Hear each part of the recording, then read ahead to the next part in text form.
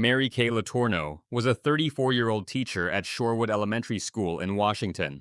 From the outside, her life looked perfect. She was married, had 4 children, and was well respected in her community.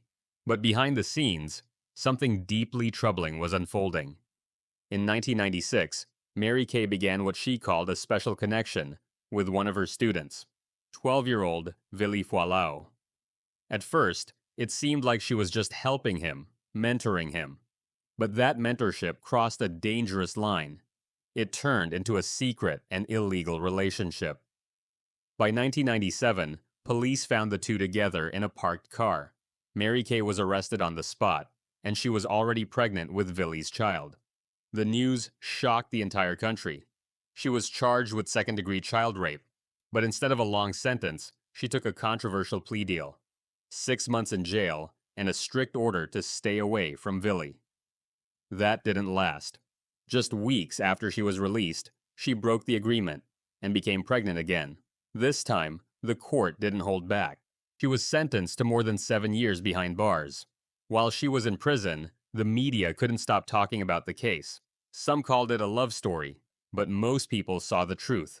It was a case of manipulation and abuse. A teacher had betrayed the trust of her student in the worst way. When Mary Kay was released in 2004, the story took another unexpected turn. She and Vili got married. They raised their 2 daughters together and stayed in the public eye for years. But their relationship was far from perfect. In 2017, they separated. Vili later opened up about his struggles, especially the mental health challenges he faced as he tried to make sense of everything that happened. In 2020, Mary Kay Latorno died from cancer at the age of 58. Her story still stirs strong opinions. Some still talk about the romance, but for many, it's a clear example of how power can be abused and how a teacher failed the one person she was supposed to protect. It's a reminder that some lines should never be crossed, and when they are, the consequences can last a lifetime. Amy Bishop was a brilliant mind, a Harvard-educated biology professor teaching at the University of Alabama in Huntsville. To many, she looked like someone headed for a long and successful academic career. But behind the impressive resume, something was unraveling. On February 12, 2010, everything came crashing down. Amy had just been denied tenure, a major blow in the world of academia. That day, she walked into a routine faculty meeting, sat quietly at the conference table, then suddenly pulled out a handgun and opened fire. In just a few horrifying minutes, 3 of her colleagues were dead. 3 others were seriously injured. The only reason more lives weren't lost? Her gun jammed. That gave others a chance to tackle her and stop the shooting. But this act of violence was only the beginning of the story. As investigators dug deeper into Amy's past, they found disturbing pieces that had somehow been missed. Back in 1986, Amy had shot and killed her own brother. At the time, it was ruled an accident, but years later, she was indicted for murder.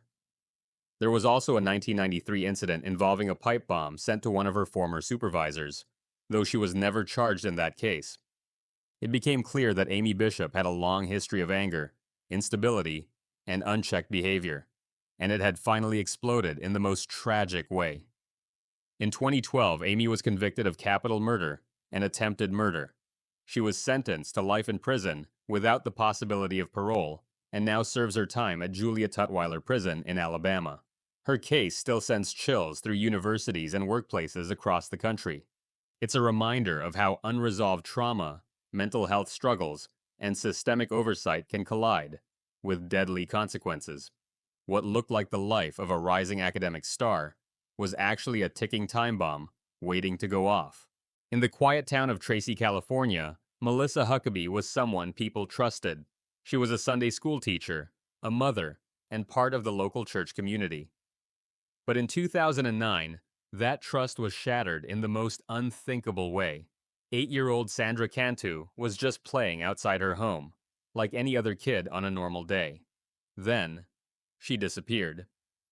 The entire town joined the search. Days passed, hope faded, and then came the horrifying discovery.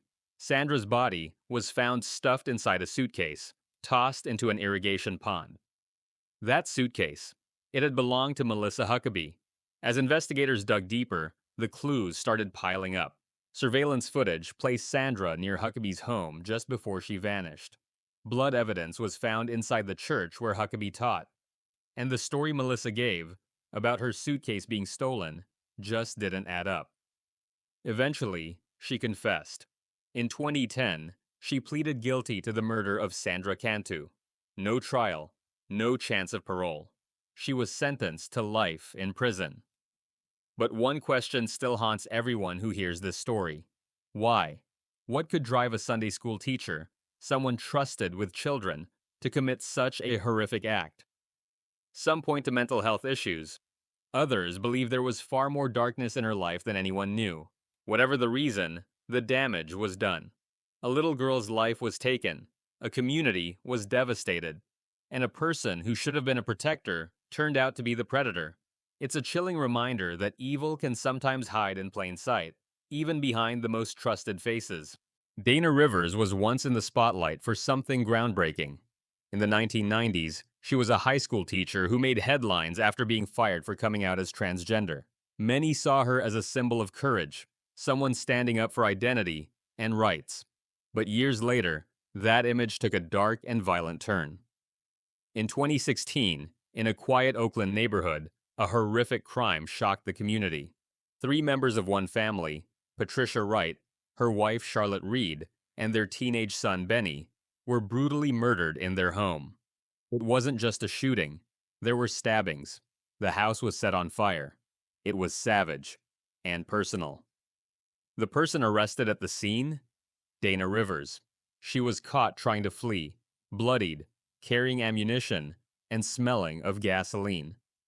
Investigators discovered that Dana had once been close to the family, but somewhere along the line, that connection twisted into something deadly. For years, the case dragged on. The motive was murky, but the evidence was clear.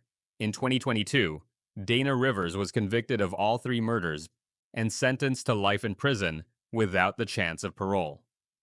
Her story raises difficult questions. How could someone once seen as a trailblazer commit such horrific acts? How do identity and past struggles weigh against violent choices? It's a haunting reminder that appearances can be deceiving, and that no amount of past praise can excuse brutal, calculated murder. Amy Habert was a quiet woman from Matthews, Louisiana, a 39-year-old teacher's aide, a mother of 2, and by most accounts, someone who lived a simple, peaceful life. But after her divorce in 2007, something inside her began to unravel. Amy had been married to Chad Hebert. When their relationship ended, she didn't just lose a husband. She lost her sense of control, her grip on reality, and worst of all, her reason. On August 20th, 2007, that pain turned into something truly horrific. Amy took a knife and stabbed her 2 children, 9-year-old Camille and 4-year-old Braxton, to death in their own home. Then, she turned the knife on herself in an attempt to end her own life.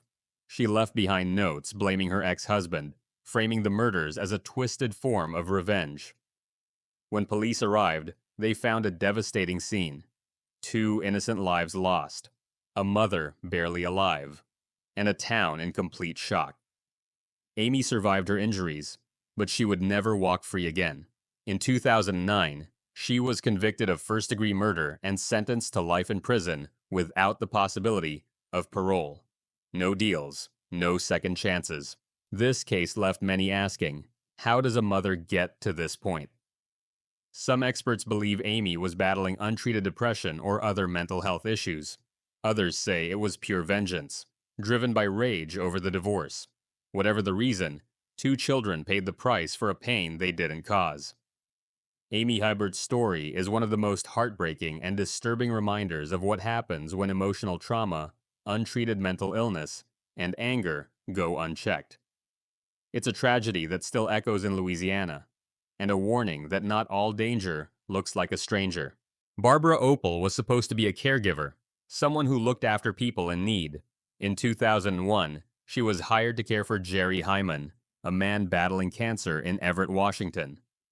But instead of compassion, Barbara had something far darker in mind. She wanted Jerry's money, all $40,000 of it. And to get it, she didn't act alone.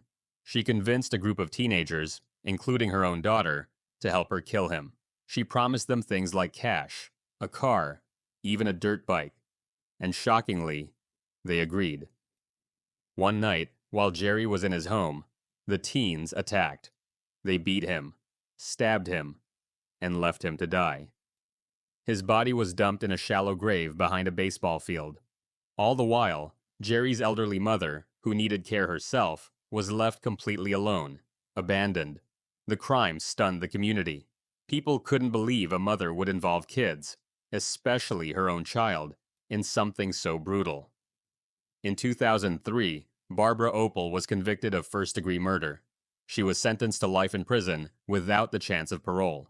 The teenagers also faced serious consequences, but the spotlight stayed on Barbara, a woman who weaponized trust, manipulated children, and destroyed lives for money. Her case still haunts those who study criminal psychology, because it wasn't just about greed, it was about control, influence, and how one adult turned innocence into violence. It's a chilling reminder that sometimes the real danger doesn't break in, it opens the front door with a smile. Kathleen Dorsett looked like a picture-perfect kindergarten teacher. She lived in Ocean Township, New Jersey, and had once been married to Stephen Moore. But behind the calm exterior was a storm brewing, one fueled by bitterness, anger, and a fierce custody battle over their daughter. In August 2010, Kathleen hatched a deadly plan. She lured Stephen to her parents' home under the pretense of a custody exchange, but he never made it out alive. Kathleen's father, Thomas Dorsett, attacked and killed him right there in the backyard. The family then stuffed Stephen's body into the trunk of a car and set it on fire, trying to erase all evidence of what they'd done. But it didn't end there. While behind bars awaiting trial, Kathleen and her mother began plotting again. This time, their target was Stephen's mother. They wanted to stop her from getting custody of the little girl by silencing her permanently. Fortunately, that plan never came to life. Authorities were already watching, and their conversations were recorded. In 2013, all three Dorsetts, Kathleen, her mom, and her dad, pleaded guilty. Kathleen was sentenced to 58 years in prison. Her story shocked the community. It wasn't just a case of murder. It was a calculated, cold-blooded betrayal. A family united not by love, but by a twisted desire for control. And in the middle of it all was a little girl who lost both her parents. The case of Kathleen Dorsett is a chilling reminder that some of the darkest crimes don't happen in alleyways or abandoned houses. Sometimes, they're planned right at the family dinner table. What do you think about these cases? Drop your thoughts in the comments, and don't forget to tell us where you're watching from. Stay safe out there, and we'll catch you next time.